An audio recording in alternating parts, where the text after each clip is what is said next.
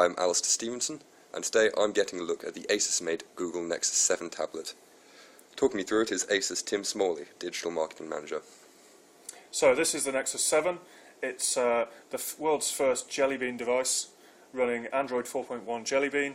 It's also the world's first 7-inch quad-core tablet running NVIDIA's Tegra 3 processor. So when you turn the device on, front and center is content. Content is king on Jelly Bean thanks to the integration with Google Play.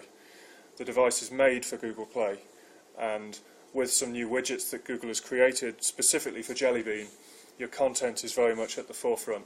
So with the new My Library widget, you've got your books, your movies, and eventually you'll also have your music, your magazines and TV shows also integrated into My Library.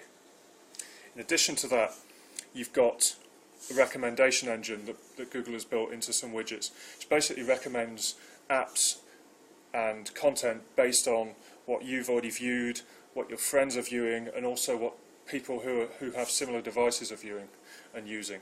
So for example, if there's a hot new tablet app that comes out that everyone on Nexus 7 is downloading, it will be recommended to you.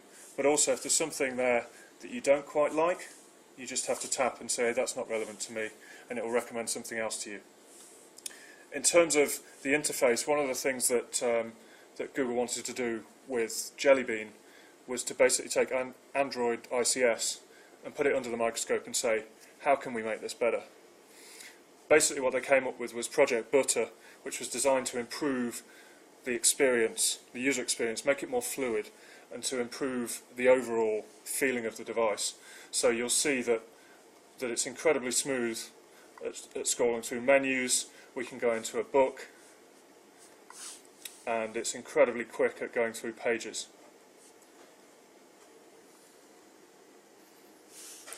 At the heart of the device, in terms of hardware, is the display. Now the display, arguably with a tablet, is the most important component. So we've not compromised on that at all.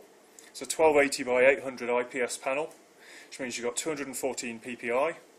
It's also covered with a brand new, for tablets, one glass solution, basically that enables the device to, basically means the panel is actually fused directly to the glass.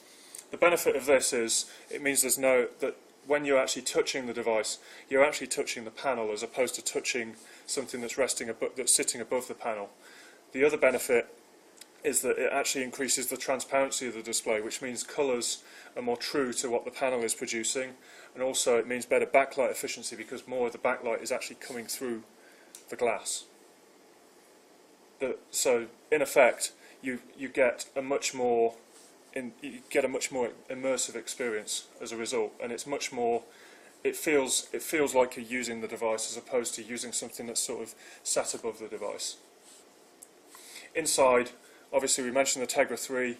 It's running at 1.2 GHz in quad-core mode, but it also boosts up to 1.3 GHz when you're running in single-core apps.